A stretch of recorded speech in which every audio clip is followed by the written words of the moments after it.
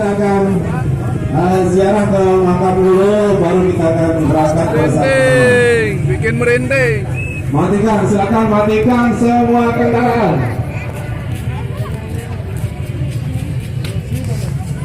Tidak ada peserta di sebelah utara, tidak dihitung yang di sebelah utara.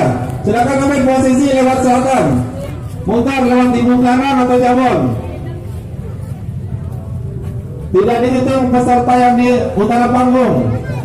Ambil posisi ke belakang.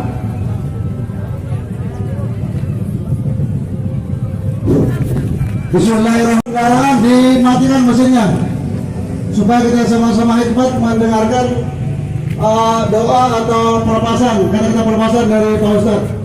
Yang kedua, karena ini acaranya memperingati Maulid Nabi, maka sangat diharapkan ketertiban di jalan, jangan ada yang gas-gasan atau teriak-teriak.